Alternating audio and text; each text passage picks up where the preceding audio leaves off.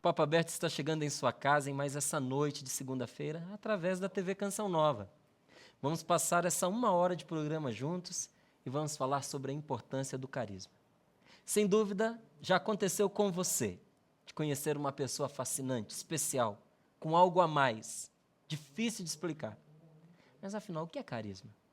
Nosso Papo Aberto de hoje é com Eduardo Chiniachik, consultor organizacional, escritor e especialista em desenvolvimento das competências de liderança e preparação de equipes. Olha, o programa promete, viu? Seja bem-vindo ao nosso programa, Eduardo. Prazer é todo meu estar aqui com você e com os seus ouvintes. Fiquei contente quando você me contava agora que é a segunda vez que você vem à Canção Nova, primeiro aqui no estúdio em São Paulo, mas já esteve em Cachoeira Paulista conosco numa outra oportunidade. E eu quero, em nome da Canção Nova, dizer que você é muito bem-vindo aqui. Muito, muito grato, Márcio. Prazer. Vamos falar sobre o assunto então, começar pelo princípio, né? O que é carisma? Sempre que a gente pensa em carisma, às vezes a gente fala assim, esse é um dom. E eu costumo dizer que a pessoa carismática, eu tive no batismo da minha neta agora, e foi recém-saído da Semana Santa, e o padre ele estava falando do significado do círio, né? A luz divina. E eu costumo dizer que o carisma é luz, né? É quando por um momento a pessoa ela está brilhando, é quando ela não está gastando energia para se esconder, para deixar de ser ela. É quando por um momento ela está tão comprometida com um sentido maior para aquilo que ela faz, que é impossível não ver o brilho dela, não se sentir atraído por essa pessoa. Mas, de alguma forma, uma pessoa carismática, ela tem uma atração, ela tem um poder de atração. Parece que a capacidade que ela tem de tornar comum é grande, o suficiente para fazer com que várias pessoas se sintam impelidos. Assim, é um convite que eu não consigo recusar. Então, essa é a dimensão do carisma. É quando, por um momento, tem algo que efetivamente chama a minha atenção. É como se estivesse atraindo todas as minhas atenções possíveis, quer afetivas, quer espiritual, quer emocional, quer seja mental. Por um momento eu me sinto impelido.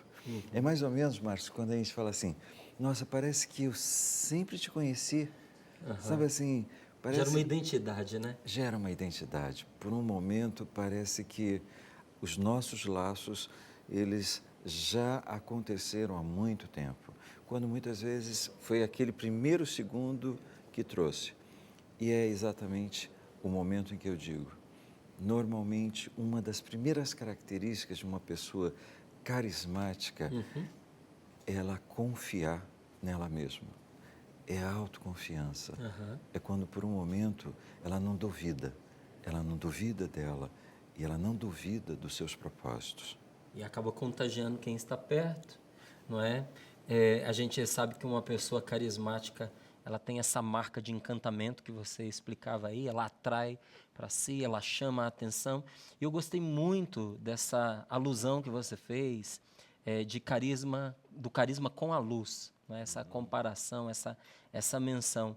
E você dizia que o carismático ele tem essa capacidade de agregar, de trazer as pessoas e de gerar essa identidade. Quando você fala de luz, uma pessoa diante de um líder carismático, ela consegue, por causa desta luz, vislumbrar aquilo que sem essa pessoa, de repente, ela não vislumbraria. Vamos dizer, esse carisma do outro ilumina para ela aquilo que estava obscuro. O sentido da certeza, o sentido da confiança, o sentido da fé.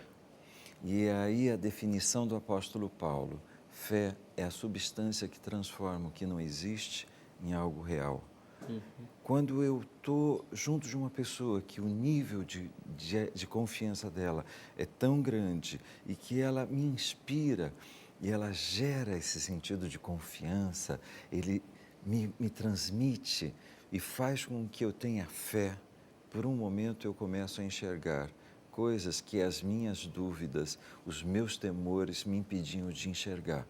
E é nesse momento em que parece que tudo estava envolto em trevas, e por um momento se fez luz, e eu enxergo alguma coisa que até então estava diante de mim e eu não enxergava. Eduardo, a pessoa nasce com isso ou ela vai desenvolvendo os carismas dela no decorrer da vida ou as duas coisas? Ela nasce, mas também precisa desenvolver. Ah, nesse momento, eu cito Rubem Alves, que ele diz assim, Diga-se de gente, passagem, escritor maravilhoso, né? fantástico, eu diria assim, ele é um dos foras de série. É. A capacidade que ele tem de transformar uma situação cotidiana em uma Extraordinário. visão, né, de desenvolvimento, de expansão de consciência é incrível. Ele dizia assim, gente é como pipoca.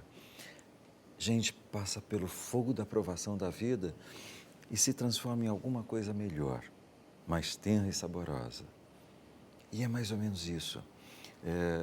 Quando a gente pega a biografia de Gandhi, a gente vai ver que ele era uma pessoa medíocre, média.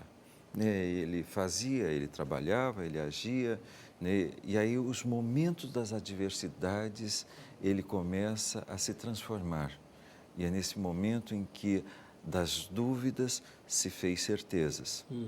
E até mesmo um momento em que muitos de nós ouvimos, já vimos em filmes, que é um momento em que Jesus vai para o Monte das Oliveiras e ele é tentado. E é esse momento em que ele começa a descobrir o poder do não, em dizer não. No momento em que ele diz não, ele começa a compreender que ele estava dizendo sim para coisas maiores, para dimensões muito mais amplas dentro da vida dele. Então, a gente poderia traçar quase que esse mesmo paralelo, essa dimensão da trajetória de Jesus. É aquele momento em que a gente via um homem titubeante, duvidoso, incerto, até o momento em que ele não permite mais que uma tentação desvie ele do foco, do propósito, do sentido maior da caminhada dele. É nesse momento em que parece que, quando ele para de duvidar dele mesmo, começa a se tornar mais fácil outras pessoas acreditarem nele. E é isso que a gente vê. E aí o Rubem Alves, na segunda parte da crônica, ele diz, mas tem gente que é que nem o piruá, é o milho de pipoca que passou pelo fogo e não se transformou. E ele ficou duro, ressentido, amargo. Né? E é como muitas pessoas Intragável, fazem. né? Intragável, que só serve para ir para o lixo.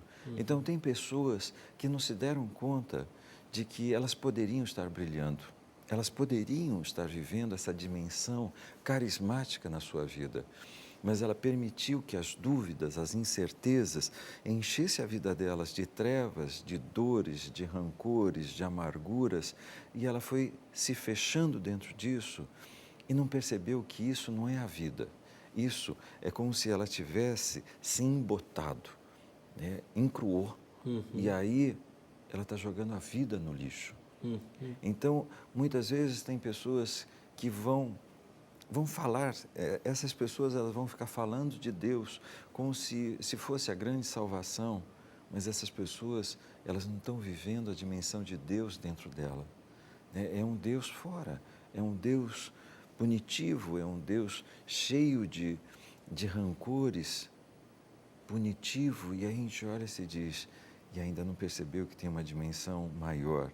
Um Deus que permite, um Deus que convida a vida, que convida a viver essa dimensão espiritual da luz, de ser brilhante naquilo que faz. Então, por isso que nem todas as pessoas carismáticas, os líderes carismáticos que nós vemos na história da humanidade, eles nasceram carismáticos, mas eles aprenderam com essa lição da vida a descobrir a sua própria luz. E isso teve muito fogo da provação. E é esse momento que a gente vê que são pessoas que se transformaram em seres realmente iluminados. E aí, assim, parece que é uma coisa que eu digo assim, gente, é que nem borboletinha de verão. Quando vê luz, se Vai atrai, em cima. vai em cima, né? Então, parece que são essas pessoas que naturalmente começaram a atrair pessoas das mais distantes partes desse planeta. Antes da gente continuar conversando sobre como desenvolver isso, porque eu acho que, em grande parte, o que importa para nós nessa conversa, além de nos vislumbrarmos com a beleza do que é um carisma, é aprendermos nós mesmos, nos despertarmos para fazer com que isso desabroche, floresça em nós. Mas justamente pegando esse contraponto entre uma pipoca e um piruá, né, quando você pega ali uma pessoa que não desenvolveu o seu potencial, né, que ficou limitada no decorrer da sua vida, e que, de repente, se confronta com alguém que conseguiu sair de si, não é? Muitas vezes a gente vai ouvir o seguinte comentário: não, realmente, tem esse potencial, tem essas qualidades, realmente o fulano é aquilo que ele é, mas, não é? Ele faz isso em função de si mesmo, eu duvido que aquilo que ele esteja apresentando seja verdade, é uma pessoa manipuladora. Então, o que eu queria que você nos explicasse é: uma pessoa carismática, ela pode usar mal esse carisma? Ela pode usar isso para manipular as pessoas? Na história, nós temos referências incríveis e que, por exemplo, um Hitler foi uma pessoa carismática. Ela soube exatamente produzir uma visão, ela soube inflar o ego, né, de tanta gente com uma ideia de superioridade, com uma ideia, um vislumbre, e ela criou não alguma coisa que as pessoas queriam enxergar, mas ela criou uma ilusão de poder, uma ilusão de que nós somos diferenciados, nós somos melhores. E eu sempre digo que é como se existissem dois tipos de líder: o líder do ego e o líder da alma. O líder do ego, a gente vai ver que tem uma característica que ele sempre vai ser superior. Nós somos melhores, nós temos direitos sobre. Então, quando a gente começa a perceber que essa ideia de que a gangorra tem sempre um lado que está embaixo e o ego está lá em cima. O líder do ego é mais ou menos isso. Então, a gente vai ver que tem um líder de ego carismático e que vai produzir isso. Então, é o momento onde a gente começa a perceber que, muitas vezes, as pessoas vão vivenciar, vão viver experiências que não são produzidas por ela. Então, às vezes, eu digo, são milagres que não foram operados pela pessoa.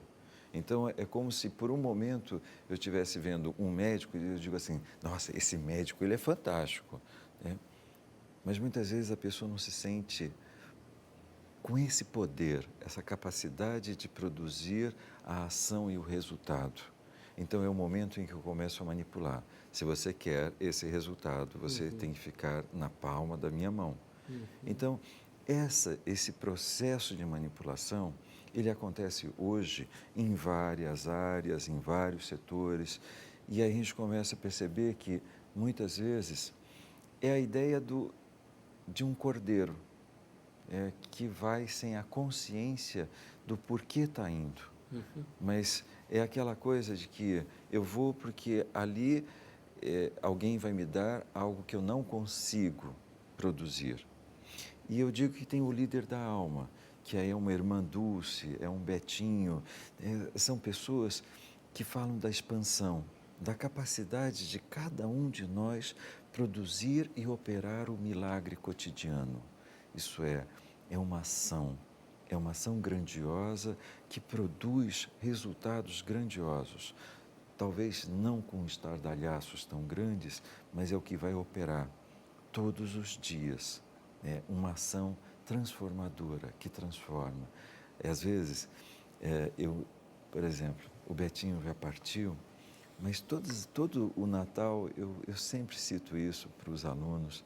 Eu falo assim: um homem partiu, mas nós continuamos seguindo ele, mesmo quem não teve a oportunidade de conhecê-lo. Fica o legado, né? Fica o legado. Então, é assim, parece que todo Natal a gente quer juntar a roupa, juntar a comida e participar do Natal sem fome, mesmo que ele já não tenha mais aquela mídia por trás, mas todos nós continuamos fazendo isso. Há 2000 anos, passou um homem e nós continuamos seguindo ele 2000 anos depois. Isso é, parece que essa capacidade em que ele produziu de fazer com que cada um de nós tivéssemos essa fé, essa confiança de que nós podemos expandir, de que nós podemos mais. E eu sempre cito isso aos meus alunos. A grande lição, um grande legado assim, da liderança de Jesus é o momento que ele disse: tudo aquilo que você acredita que é possível, será possível. O segundo, tudo aquilo que eu fiz, cada um de vocês pode fazer melhor do que eu. Você merece o paraíso hoje. E aí a gente começa a perceber que todas as pessoas que tiveram um encontro com esse homem saíram muito melhores do que eles estavam. Então, quando a gente começa a perceber o que é esse princípio, é quando por um momento eu começo a viver 3 pilares. É possível, eu sou capaz e eu mereço. Mesmo que eu não tenha conhecido ele, mas eu continuo vivendo essa dimensão, não de dependência, mas exatamente dessa autonomia de que um momento em que ele diz, tudo aquilo que eu fiz, cada um de nós pode fazer melhor. Né? Quer dizer, e é esse sentido, quando uma pessoa me perguntou, quando é que a gente está em união com Deus? E eu disse, quando você dá continuidade à obra-prima dele. E aí eu perguntei, quem é a obra-prima? E ele vira e diz assim, eu? Eu falei, é quando você deixa a tua vida com mais felicidade do que Deus concebeu, com mais plenitude do que Deus te concebeu. Não é que ele concebeu você e disse, não tem mais nada a ser feito. Mas ele te deu a possibilidade de criar, o projeto, né? de continuar essa obra-prima. Então, quando a gente olha, a gente passa a perceber que o líder da alma o tempo todo está convidando, não uma dependência, mas é exatamente esse sentido, né? sabe assim, de autonomia. E é por isso que o amor ele não retrai, o amor ele não prende, o amor ele convida a expansão. Então a gente diz, o amor pelos filhos não impede, não cerceia, mas ele também dá o limite amoroso, de que não permite que a morte entre, mas que a direção à vida aconteça. Então, parece que o tempo todo a gente está criando esse convite, essa dimensão maior de nós mesmos.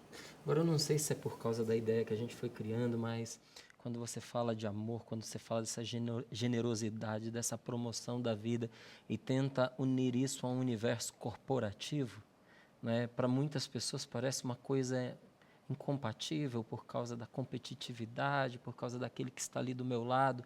Pode ser um aliado para mim, mas pode ser a pessoa que vai ocupar também o meu espaço. Não é? Então, é um desafio, primeiro vencer o preconceito, não é? E depois estabelecer uma mudança de postura que permita isso acontecer dentro do universo corporativo. Agora, quais são as consequências quando você consegue aplicar esse tipo de liderança ali dentro? Quando você promove esse lado bom do carisma dentro do mundo corporativo?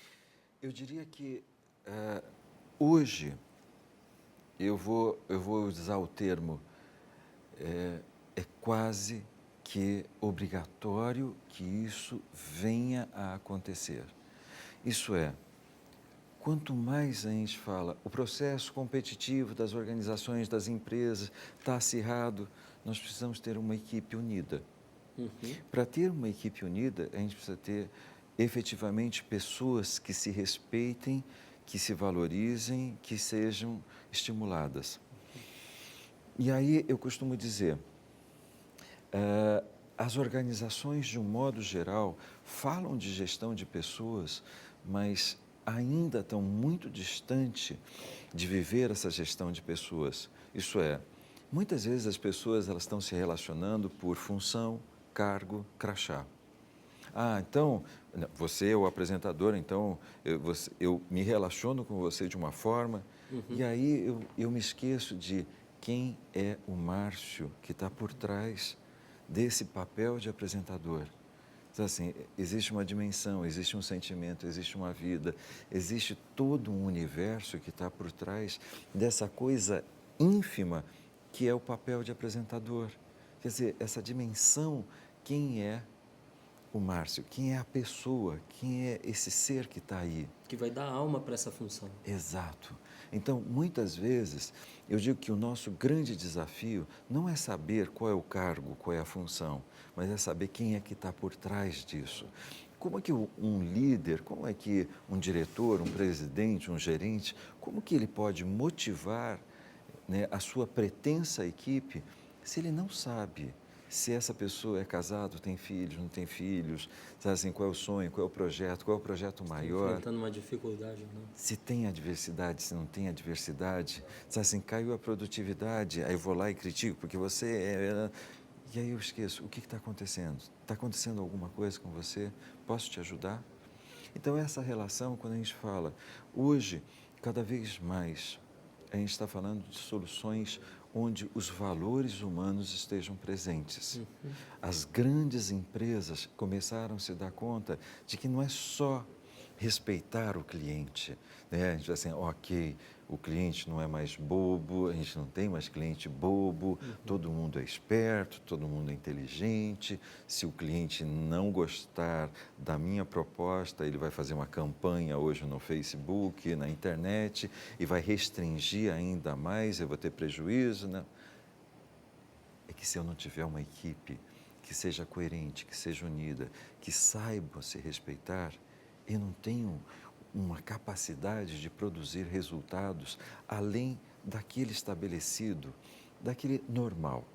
Então é aquele momento que a gente vai falar, ou eu vou ter uma equipe estressada, ou eu realmente vou ter uma equipe que está vivendo essa dimensão de alta performance.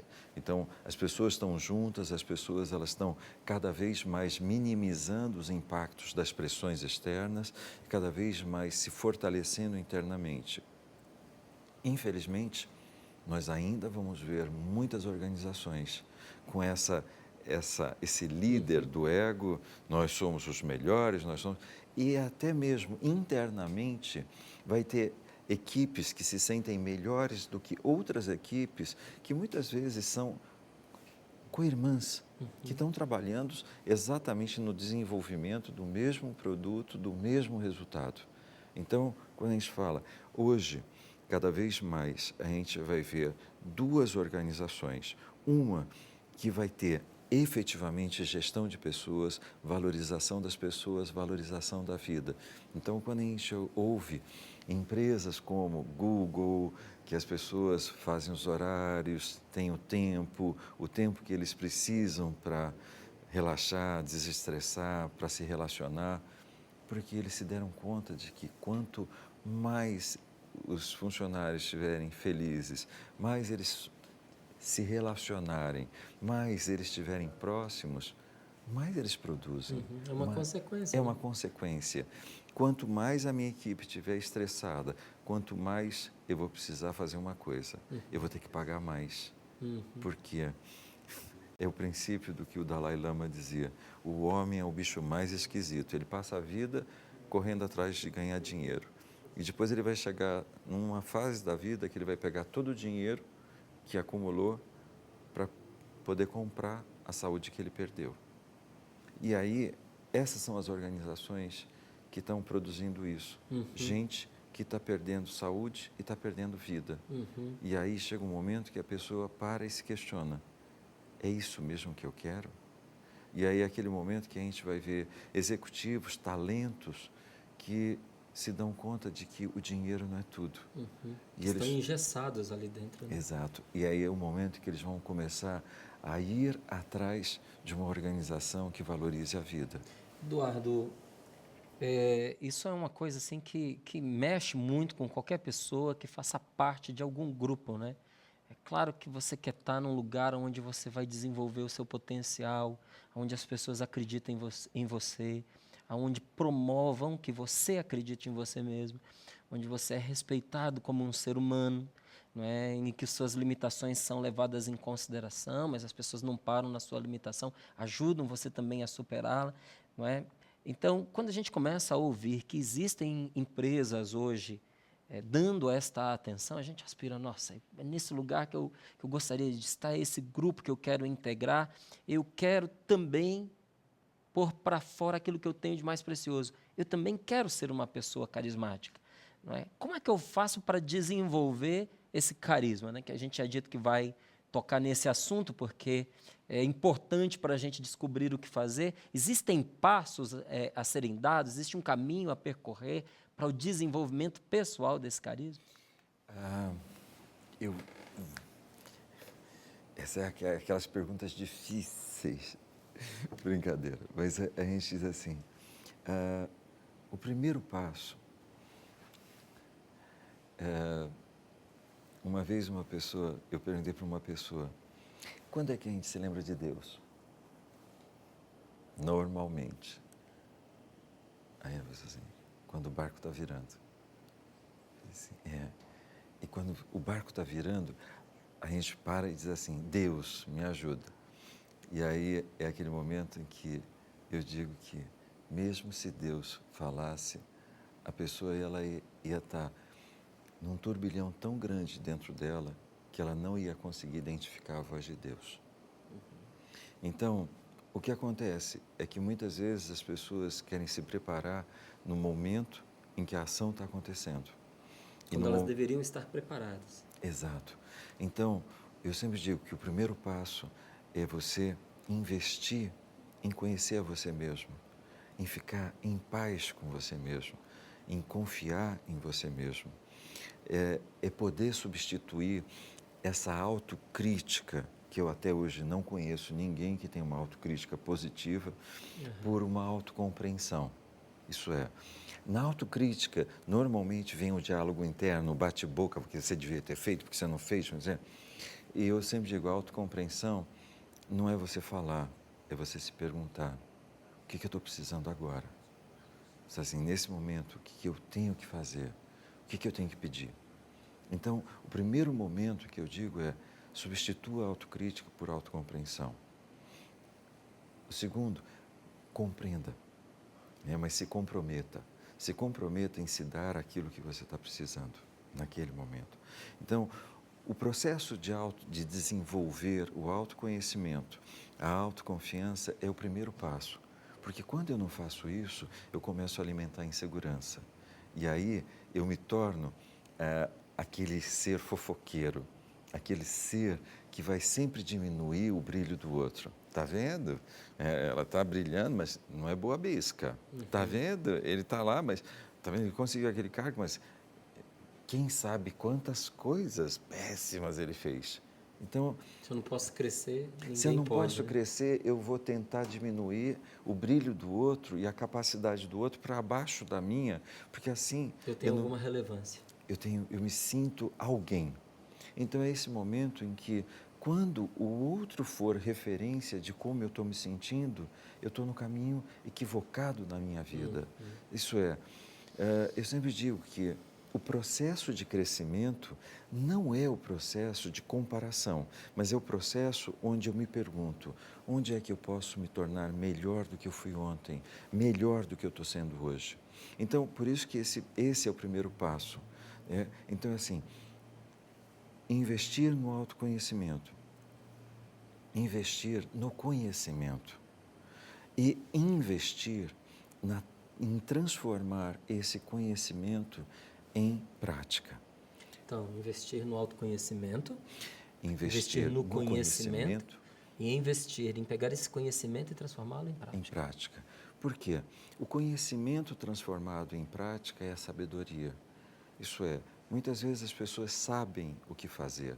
Por exemplo, eu sei o que eu preciso fazer para ficar mais feliz comigo mesmo, mas eu não coloco em prática. Isso é, eu não coloco a sabedoria, eu não crio uma experiência que vai gerar sabedoria na minha vida. Eu sei.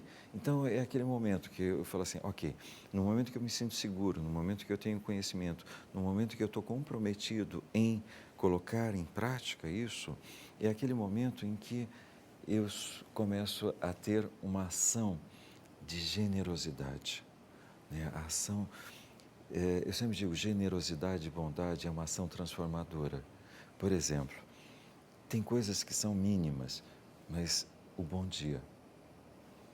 Eu digo que muitas vezes as pessoas, elas estão se esquecendo da educação que a gente recebeu dos pais. Que eu sempre digo, as palavrinhas mágicas, obrigado.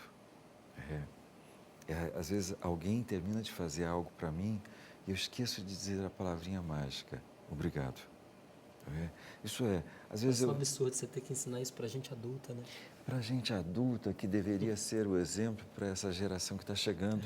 Isso é aquela coisa de dizer um bom dia, aquela coisa de você Com olhar licença, com por licença, por favor. Essas palavrinhas que são mágicas e que muitas vezes as pessoas, nesse frenesi do dia a dia, começaram a perder. Isso é, a humildade, ela começa exatamente por ações extremamente generosas. Então, alguém serve um cafezinho para você? Obrigado, te agradeço. Então, assim, essa coisa de que não é uma obrigação alguém fazer. E por isso que eu digo, nós temos a capacidade de fazer alguém se sentir insignificante quando eu não uso essas palavrinhas mágicas. Alguém fez algo e eu olho como se ela não tivesse feito mais do que a obrigação dela. Está aqui para isso, né? E eu tenho a capacidade de fazer uma pessoa se sentir importante. Quando por um momento, por exemplo, às vezes eu acho essa experiência assim de chegar num restaurante e perceber que tem pessoas que nem olham para o garçom, quanto mais para buscar o nome do garçom no crachá. E muitas vezes o garçom serve dezenas de vezes e nenhuma das vezes alguém diz obrigado. E não olha. Sabe? E a gente olha e se diz, eu poderia fazer com que essa pessoa se sentisse muito especial, olhando para ela, falando o nome dela, chamando, por favor, né? Obrigado quando ele traz alguma coisa, a água, a comida, até mesmo obrigado por trazer a conta. Isso é fazer com que alguém se sinta especial, né? Sentir com que ela se sinta diferenciada naquele dia, naquela situação e naquelas adversidades. Então, por isso que o carisma, ele é gerado nas pequenas coisinhas, nos pequenos detalhes. Então, eu digo que isso eu posso criar, me sentindo seguro, confiante, tendo domínio de conhecimentos. E, muitas vezes, nesse ato, nesse sentido, nesse significado de colocar em prática, nas pequenas coisas, nos pequenos detalhes. Saber que eu posso fazer a minha companheira feliz é uma coisa. Fazê-la de fato, né? Fazê-la de fato é outra. Eu posso passar por vários cruzamentos com vários buquês de rosas, de flores, mas achar que aquilo é uma besteira tão grande. Ou, por um momento, parar e comprar e chegar e falar assim, me lembrei de você. Maravilhoso, né? Não é? E aí você diz, aí essa esposa vai dizer, eu tenho um marido tão brilhante. Pois é. Não é? Tá aí o carisma, né? É o carisma. Eduardo, tá uma delícia a nossa conversa, nós vamos continuá-la daqui a pouquinho. Nós vamos dar para você que está em casa um minutinho aí de intervalo, para você também refletir sobre o que a gente estava conversando aqui. Sabedoria é a arte de você transformar o conhecimento em prática. A gente precisa colocar isso em prática. Né? Desenvolva o carisma que existe em você. Então não saia daí, pois no próximo bloco eu continuo aqui com o Eduardo Chiniachek, que está lançando o seu livro, né, Transforme Seus Sonhos em Vida. Não é? O que eu gostaria de até aproveitar parte da nossa conversa para dizer muito obrigado. Não é? Porque 1 hora de programa é muito pouco para a gente conversar sobre tudo isso que a gente está falando aqui. Então, quando você vê que a pessoa tem o trabalho de parar, de condensar em texto, de uma maneira deliciosa, uma proposta como essa, né, a gente tem que ficar agradecido. Então, para conhecer um pouco mais do que o livro trata e para poder aprofundar esse assunto que até agora a gente teve a oportunidade aí de desfrutar, nós vamos nos encontrar daqui a pouco. Então, fica aí.